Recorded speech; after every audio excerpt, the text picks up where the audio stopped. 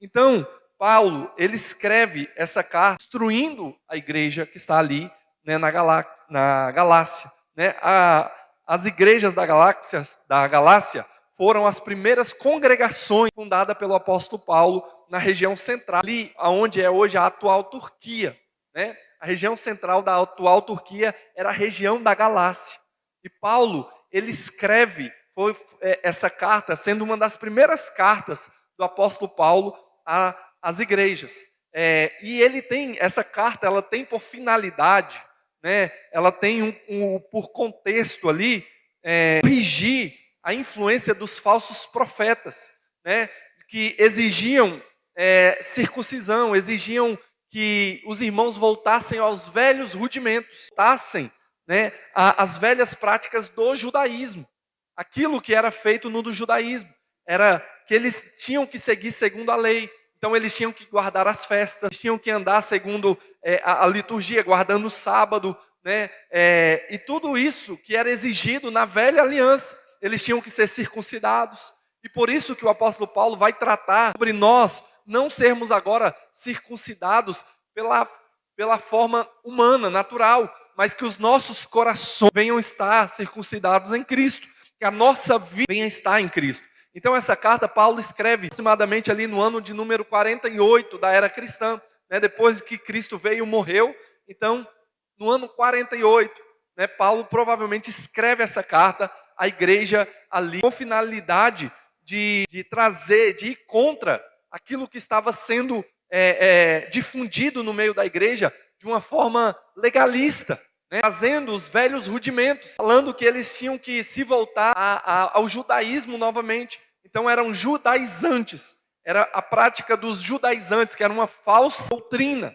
Né? E a palavra de Deus diz que tudo que não é a sã doutrina, quando o apóstolo Paulo escreve a Timóteo e ele vai falar, eles não suportarão agora a sã doutrina. Haverá um tempo, queridos, como a palavra de Deus relata, Paulo escrevendo a Timóteo, ele vai falar, Timóteo, haverá um tempo que a palavra não será aceita da forma que ela é. As pessoas não suportarão a sã doutrina. E o que é uma sã doutrina, igreja? É uma doutrina sadia. É uma doutrina pura. É uma doutrina do que de fato a palavra de Deus nos ensina. São os ensinamentos corretos de Deus para a sua igreja. E o que é uma doutrina errada? O que é uma falsa doutrina? A palavra de Deus vai dizer também que são doutrinas de demônios. Toda aquela doutrina, todo aquele ensinamento não é um ensinamento segundo a verdade de Deus. É um ensinamento para perdição, para maldição, para afastar o povo de Deus dos caminhos do Senhor. Nós temos um compromisso da sã doutrina, de vivermos segundo a palavra de Deus. Por isso que o apóstolo Paulo escreve essa carta a essa igreja, porque no meio da igreja estava se infiltrando falsos cristãos que estavam induzindo a igreja a sair do caminho da verdadeira fé, da verdadeira palavra de Deus, trazendo velhos rudimentos, colocando fardos que não são fardos exigidos pela palavra de Deus, na verdade distorcendo a verdade de Deus. Por isso que Paulo vai tratar sobre a justificação pela fé. Essa carta, ela vai dizer claramente, né, a carta aos Gálatas, Paulo vai trazer essas verdades e a compreensão para as nossas vidas, que nós somos salvos pela bondade, pela graça e pela misericórdia do Senhor. Amém, queridos? Quem é salvo por obra aí? Levanta a mão. Quem é salvo por obra? Amém? Nós somos salvos pela graça. Fica atento, querido. Nós somos salvos pela graça, pela bondade de Deus. Não tem como eu fazer nada que me leve a ser salvo se não for a misericórdia de Deus sobre a minha e sobre a sua. É lógico que agora nós fazemos e praticamos boas obras. Por quê? Porque nós somos templos do Espírito de Deus. Porque nós somos a noiva de Deus. Porque o Espírito Santo de Deus tratou o nosso coração. E agora eu sou um filho de Deus e eu pratico boas obras para a glória do meu Deus. Eu como, eu vivo, eu me relaciono, eu ando com pessoas agora para a glória do Senhor. Eu pratico boas ações, boas obras. A minha vida agora é um reflexo da presença de Deus sobre a minha vida. Amém? Então o apóstolo Paulo escreve essa carta com esse objetivo, né, de combater esse falso ensino no meio da igreja. Então, essa carta, Paulo escreve para corrigir essa influência. E as igrejas que estavam ali, né, as igrejas que estavam naquela região ali da Turquia, da atual Turquia hoje, eram as igrejas da Antioquia, da Pisídia, a igreja de Listra, de Icônio, de Derbe, que são muitas das vezes citadas nas cartas, nas cartas do apóstolo Paulo, destinando às comunidades celtas e gentias. Essas igrejas receberam essa famosa epístola, né, a epístola às igrejas da Galácia, que era esta região que estava ali, aonde estavam situadas as cidades, né? Antioquia da Pisídia, Listra, Icônio e Derbe. Amém? Então, esse é o contexto, é o pano de fundo introdutório dessa carta que Paulo escreve. Paulo, ele estabelece também, né, junto com Barnabé, essa pregação do evangelho, onde nós vemos em Atos, capítulo de número 13, capítulo de número 14, onde eles vão agora nessa região pregar o evangelho, levar o evangelho. Então eles estabeleceram essas igrejas ali naquela região, pregando o evangelho de Deus, ministrando o evangelho aos corações. E Paulo dizendo, né, o que Deus colocou no coração dele, que era agora ser o apóstolo dos gentios. Então ele foi a essas regiões, ele levou o evangelho a vários lugares daquela região ali, pregando o evangelho de Deus, como nós vimos na exposição aos romanos, que ele tinha por desejo ir até o extremo ocidente, que era a Espanha, né? Ele escreve a carta aos romanos dizendo essa intenção dele de ir até o extremo ocidente, que seria a Espanha, para lá pregar Jesus Cristo. Sabemos que a palavra de Deus fala que ele não chegou a concretizar esse objetivo do seu coração, né?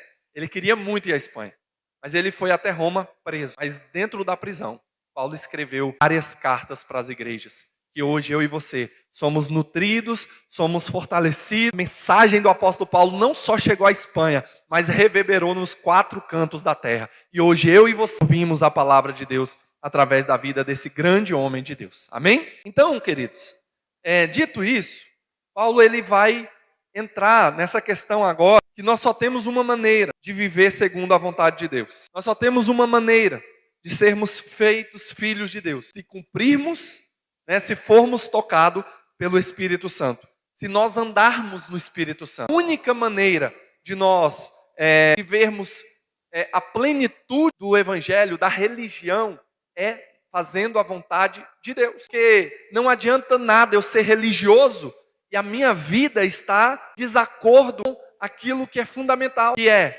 o Espírito Santo de Deus habitando na minha vida, agindo em meu viver, e a motivação que eu vivo é para exaltar e glorificar Ele. Porque fora disso, minhas intenções, por melhores que sejam, estão me levando à perdição. Estão me afastando de Deus. Porque somente o Senhor que pode nos mudar o nosso coração, que pode nos regenerar, que pode nos transformar, que pode nos tornar filhos de Deus, somente pela ação do Espírito Santo em nossas vidas. Paulo ele vai começar no verso 16 dizendo, digo porém.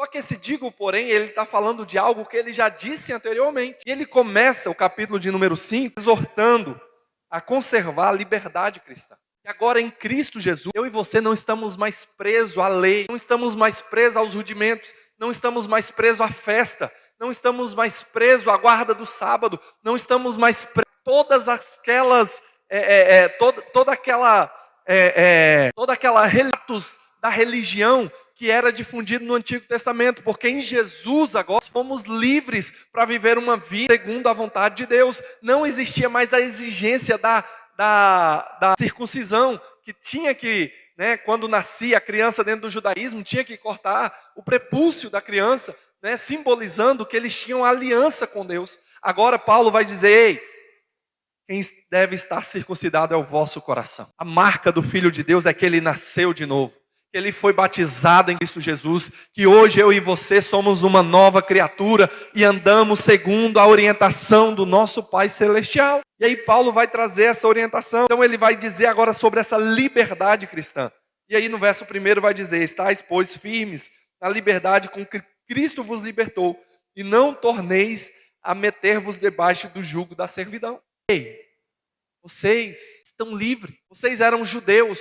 Paulo vai exortar esse público, vocês eram judeus, muitos são judeus, outros são gentios, outros são um povo que não estava no judaísmo, mas ei, agora em Jesus nós temos liberdade, nós não estamos mais debaixo desse jugo, da servidão, né? Mas nós estamos agora debaixo da graça, da misericórdia, da bondade de Deus. É em Cristo que nós temos que estar firmados. E aí Paulo vai levantar essa questão à igreja, dizendo, ei, em Cristo nós somos livres. Aí Paulo vai continuar, verso 2, eis que eu, Paulo, vos digo, que se vos deixardes circuncidar, Cristo de nada vos aproveitará. Cristo de nada vos aproveitará. E o verso 3, e de novo protesto a todo homem que se deixa circuncidar, que está obrigado a guardar toda a lei. Aí verso 4, separados estáis de Cristo, vós os que vos justificais pela lei, da graça tendo caído.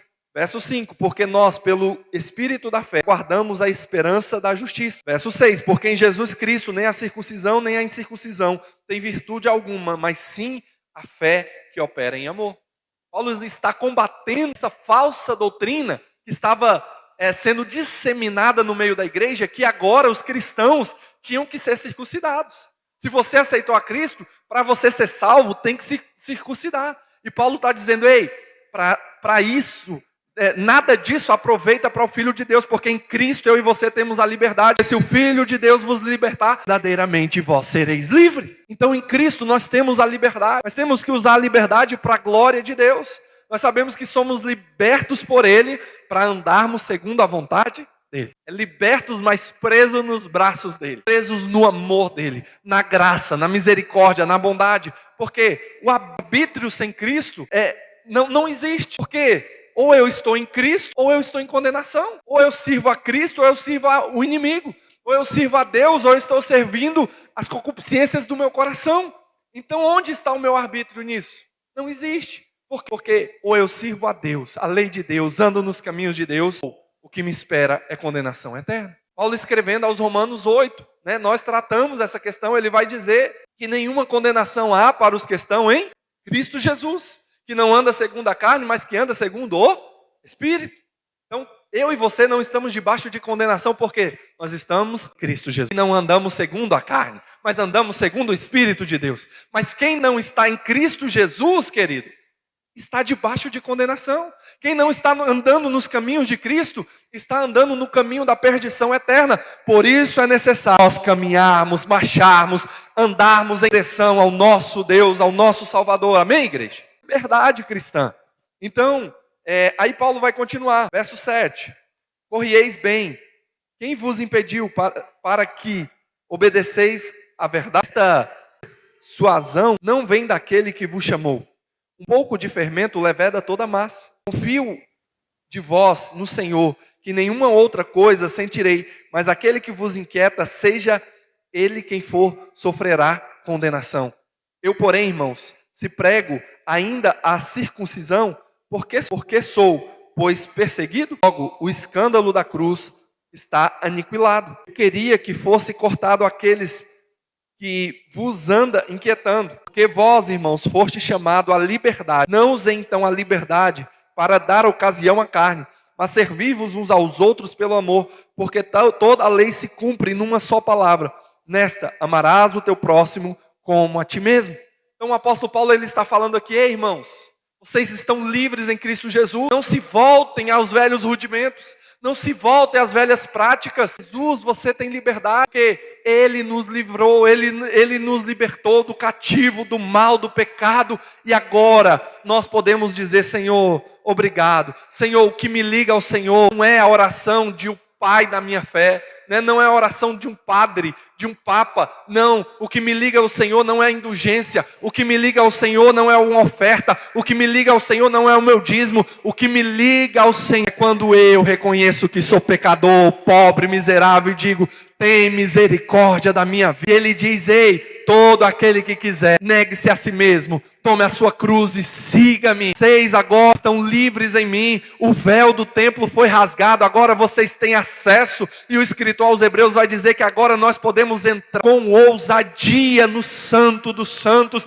diante da presença de Deus. Então, querido, hoje eu e você somos um filho de Deus, que temos acesso ao nosso Pai Celestial, que temos um relacionamento com o nosso Deus. Como foi dito aqui esses dias em uma pregação, Que eu e você não venhamos viver atrás de um arrepio, não venhamos viver atrás de uma experiência, mas que nós possamos ter diariamente um relacionamento com o nosso Pai, vida de intimidade com o nosso Pai. Aí Paulo agora vai dizer a motivação do que ele está escrevendo no verso 16.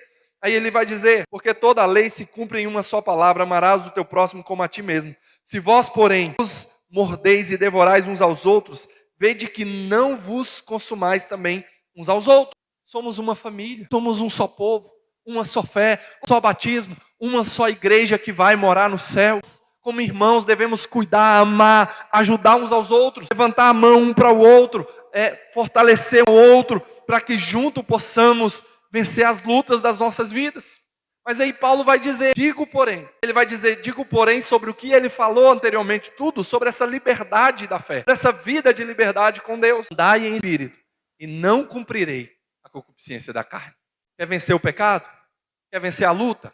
Quer vencer a dificuldade? Quer vencer as suas inclinações? Ai, espírito, ande em Deus, se fortaleça em Deus, você não cumprirá o desejo da sua carne, né? Porque o que é concupiscência? É desejo. E todas as vezes que o apóstolo Paulo cita a palavra concupiscência, que significa desejo, é de uma forma pejorativa, é no sentido mal da palavra, no sentido que ela é uma inclinação pecaminosa, é uma inclinação má diante de Deus. Então, querido, que nós não possamos andar segundo os nossos desejos da nossa carne, segundo a nossa concupiscência, mas segundo a verdade de Deus, segundo o Espírito Santo de Deus. E aí ele vai concluir isso, né? Ele vai continuar exemplificando e dando essa razão que devemos andar no Espírito Santo. Ele vai dizer agora no verso 17 qual é essa razão de andar no Espírito. O porquê eu devo andar no Espírito. Aí o verso 17 ele vai dizer, porque a carne cobiça contra o Espírito, e o Espírito contra a carne, e este opõe-se um ao outro, para que não façais as coisas que quereis. Você está sendo guiado por alguma coisa, querido. Ou você está sendo guiado pela carne, ou você está sendo guiado pelo Espírito. Não tem como nós andarmos em um estado de neutralidade na vida cristã. Ou eu estou sendo guiado por Deus, ou eu estou sendo guiado pelas paixões do meu coração, pelas concupiscências do nosso coração. Mas eu creio que nessa noite aqui tem uma igreja que anda e que vive segundo o Espírito Santo de Deus. Amém, querido? Glória a Deus. Então, o que é? Verso 17. O que é essa, porque a carne cobiça contra o Espírito? O que é essa cobiça? Né? Outra versão vai dizer que milita, que ela tem uma luta travada entre a carne e o Espírito. Então há uma luta, uma milícia, há uma guerra, e nós devemos fazer guerra contra as nossas inclinações, contra os nossos desejos, contra a nossa carne que é má. Então milita, é fazer guerra. Isso aqui é uma bipolaridade da vida cristã. Aqui mostra uma bipolaridade da nossa conduta. Ele recebeu a natureza espiritual, ainda tem uma natureza carnal. Eu e você temos uma natureza espiritual. Também ainda o velho homem está aqui.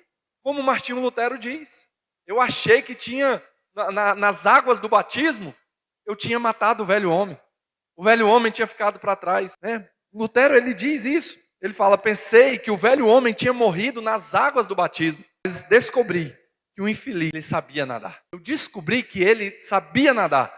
Agora tenho que matá-lo, ele todos os dias. Por isso que a nossa vida espiritual é uma constante guerra, é uma constante luta. Por isso que a palavra de Deus não usa o exemplo da igreja como hospital. Quantas das vezes nós já ouvimos falar que a igreja é um hospital?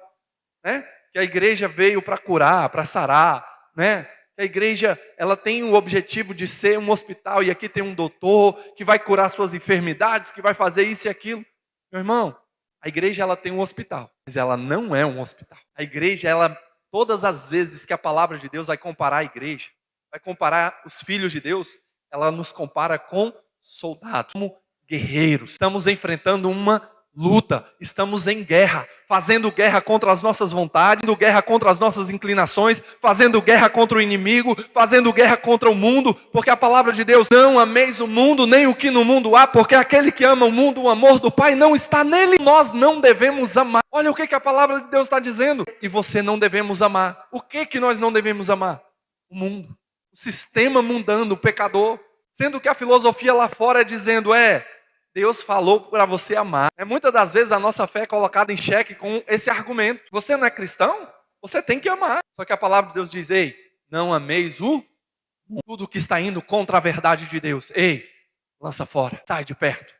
Não ameis o mundo, o sistema mundano caído, a corrupção, a prostituição, a impureza, a lascívia, a inveja, tudo que vem do mal. Se afaste, lute, seja um guerreiro, esteja revestido com as armaduras espirituais, capacete, couraça, os pés da preparação do evangelho, a espada do Espírito. Nós somos os guerreiros de Deus, os soldados valorosos, que como o apóstolo Paulo diz, combati o bom combate. Eu e você possamos combater o combate da fé com valor, com coragem, mas é sabendo que em um momento nós podemos ser atingidos por um dardo inflamado, algum momento nós podemos ser atingidos por uma falta de vigilância. E aí, querido, aí entra o hospital de campanha que tem dentro da igreja. Aí é um momento que nós vamos aos pés do Senhor e diz, Senhor, eu errei, eu falhei, em algum momento eu não fui prudente, em algum momento eu deslizei, Pai, tem misericórdia de mim, purifica-me, ajuda-me, socorre-me. A lei traz todos os rudimentos, mas esses rudimentos não são suficientes para me salvar. Por quê, pastor? Porque eu vou falhar em algum deles. Amará o Senhor teu Deus de toda a tua mente, de todo o teu coração, de todo o teu entendimento. Ei, querido, muitas das vezes nós tiramos Deus do centro do nosso coração e colocamos mamon. Muitas das vezes nós tiramos Deus do centro do nosso coração e colocamos a prostituição. Muitas das vezes nós tiramos Deus do seu lugar e colocamos outra coisa. Querido, mas que nessa noite eu e você possamos dizer, Senhor, seja o centro, tome o teu lugar, faça da minha vida a tua morada. Amém, querido?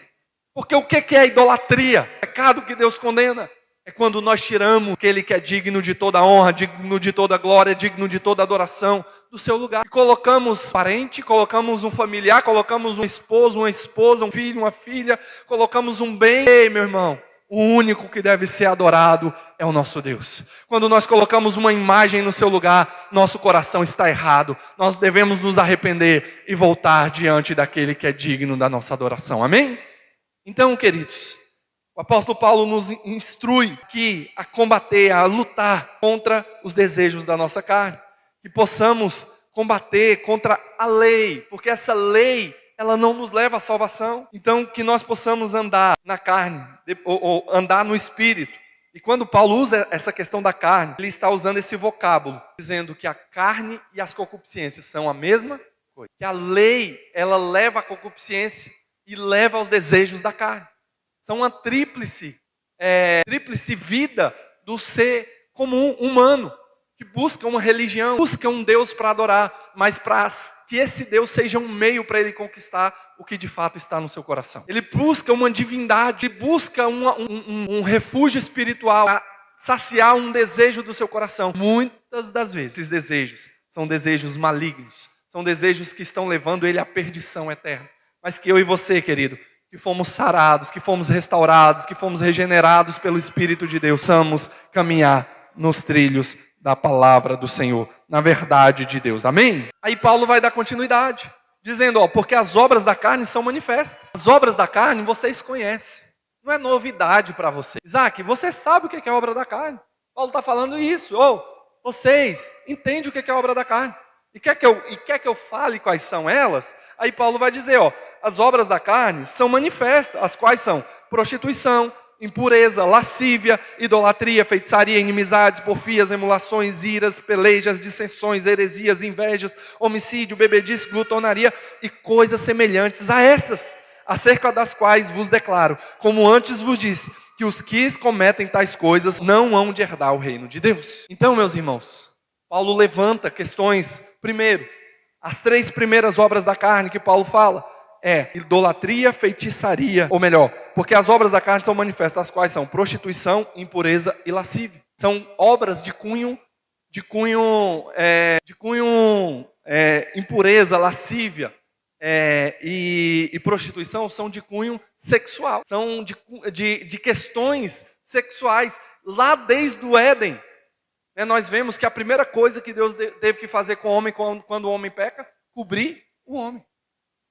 Cobrir os seus órgãos genitais, né, tanto do homem quanto da mulher. Né? Então, por quê? Porque o ser humano tem uma dificuldade, uma inclinação nessas questões. E aí Paulo vai tratar, vocês conhecem essas obras, que são obras que não agradam a Deus. Fujam, estejam longe disso. Não se misturem, porque vocês são um povo de Deus. Amém? Fujam da imoralidade, da lascívia, da impureza, da prostituição. E aí, depois ele vai falar sobre outras obras de cunho agora religioso. Idolatria, né? Idolatria, Idolatria, feitiçaria, inimizades.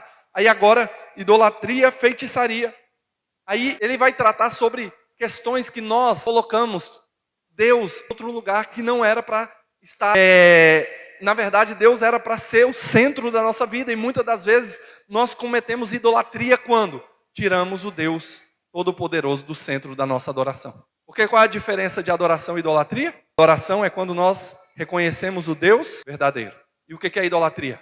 Quando nós reconhecemos um Deus que não é o Deus verdadeiro. Então, querido, que eu e você não possamos ser idólatras, mas que eu e você possamos ser verdadeiros adoradores. Amém? E aí depois ele vem trazer as questões de cunho de relacionamento, né? Aí ele entra nas outras questões que são relacionais, né? Inimizade, porfias, emulações, iras, peleja, dissensões, heresias, inveja, homicídio, bebedice, glutonaria e coisas semelhantes a essas. Então todas essas outras demais coisas, inveja, porfias, contenda, né, são de cunhos relacionais, que eu e você muitas das vezes estamos relacionando com outras pessoas, e ao invés de amar, de cuidar, de acolher, nós estamos vivendo uma vida, né, onde Deus não está sendo glorificado, porque meu coração ainda é um coração maligno, idólatra. Então nós devemos colocar Jesus no centro da nossa vida. Amém, igreja? E aí ele vai continuar para o fim, dizendo: mas agora, o fruto do Espírito é amor, gozo, paz, longanimidade, benignidade, mansidão, temperança. Contra essas coisas não há lei. Vocês são livres em Jesus, vocês têm liberdade em Jesus. E agora produzam frutos, produzam amor, produzam a longanimidade, a benignidade, a mansidão, a temperança. Ei, que os frutos do Espírito venha fluir na sua vida, porque Deus não está procurando em vós dons, mas Deus está procurando em nós frutos, que possamos frutificar para o reino, porque a palavra de Deus vai dizer que naquele dia muitos estarão diante de Deus e dirão: em teu nome eu profetizei, em teu nome eu curei, em teu nome eu fiz maravilhas. E o Senhor vai dizer abertamente: apartai-vos de mim, vós que praticais a iniquidade, porque eu nunca vos conheci. Deus não quer dom, porque Ele que dá dom. Mas fruto, querido, é uma decisão minha e sua de viver segundo a palavra de Deus, de viver nos caminhos do Senhor, de dizer: Senhor, eu sei que foi o Senhor que me trouxe, o Senhor me atraiu com o teu amor de justiça, com a tua bondade, o Senhor me resgatou. Agora, Senhor, eu tenho uma responsabilidade quanto teu filho, agora eu vou frutificar para o teu reino, porque aquele servo mau, ele não produziu fruto, ele escondeu o fruto, mas o servo bom, o servo fiel, o Senhor deixou o talento na mão, e agora eles multiplicam o seu talento para o reino de Deus. Servo bom, servo fiel, servo que doa a sua vida por amor à obra de Cristo, que tem uma responsabilidade quanto filho de Deus. Amém, querido? Cadê aqueles que têm uma responsabilidade como filho de Deus? Amém? De frutificar, de dar bom fruto, e que o fruto de vocês, o meu fruto, permaneça na presença de Deus. Então Paulo diz: contra essas coisas não há lei, não há lei. Não há concupiscência, não há o mundo que possa sustentar, não há o inimigo que possa vir querer enganar vocês, não há uma falsa doutrina, não há uma enganação nisso, não há lei, não tem que voltar a velhos rudimentos, mas você tem que permanecer fiel, fortalecidos na rocha, alicerçados em Cristo, andando em santidade. Amém, querido? Então contra essas coisas não há lei. E os que são de Cristo crucificam a carne com as suas paixões e concupiscência. Cadê os que são de Cristo aqui? Amém? Olha o que o Paulo diz: então vocês crucifiquem, esteja com Jesus crucificado, dizendo: Senhor, não seja feita a minha vontade, mas seja feita a tua vontade. Porque Jesus no Getsemane ele diz: Pai, se possível for, passe de mim esse cálice, mas que não seja feita a minha, mas a tua vontade. Quando os discípulos pedem a ele, Pai, Jesus nos ensina a orar porque nós não sabemos orar. Jesus vai dizer, quando vocês orarem, digam assim, Pai nosso, santificado seja o vosso reino. Venha a nós o Pai nosso que está no céu. Santificado seja o vosso reino. Santificado seja o teu nome. Venha a nós o vosso reino. Seja feita a tua vontade. É porque eu fiquei tão concentrado na tua vontade, né? Mas seja feita a vontade do nosso Pai que está no céu. Porque a vontade dele, como o apóstolo Paulo em Romanos 12:2 vai dizer, que a vontade dele é boa, feita e agradável. Pode ser difícil para mim e para você, vai ser cruz. A vontade dele para nós vai ser cruz, porque eu vou ter que renunciar, eu vou ter que lutar contra a minha inclinação, porque eu amava as drogas, eu tenho que sair agora das drogas. Eu amava a prostituição, mas agora eu não posso mais me prostituir. Eu amava viver uma vida de promiscuidade, mas agora eu luto contra as minhas inclinações, eu faço guerra contra a minha carne e digo, opa, aqui não. Aqui quem reina é o Espírito de Deus. É como o salmista Davi, que nos seus salmos de luta, de angústia ali, ele vai dizer, ei, alma, por que tu está abatida, alma? Alma, toma jeito, alma. Davi começa a brigar com a sua alma e dizer, por que te abate a minha alma e por que me perturba? Ei, alma, ei, ansiedade, ei, depressão, ei, angústia que não sai do coração, ei, desânimo, ei, preguiça, por que te abates? Sai de mim, confia em Deus, porque eu ainda o louvarei. E que nós possamos dizer, Senhor, seja o dono da minha vida, me ajuda, me fortaleça, me dê força para lutar contra as minhas inclinações. Então os que crucificam a carne e as suas paixões e concupiscência, se vivemos no Espírito, andemos também no Espírito. Quem vive no Espírito? Então ande no Espírito. Só que eu vivo no Espírito, pastor, mas eu não leio a Bíblia. Tem compatibilidade com isso? Como é que eu não leio o manual da minha salvação? Se nós formos olhar a história da igreja, nós somos conhecidos como as pessoas do livro da capa preta. Eles que andam com o livro, os homens do livro, os Bíblia. Por quê?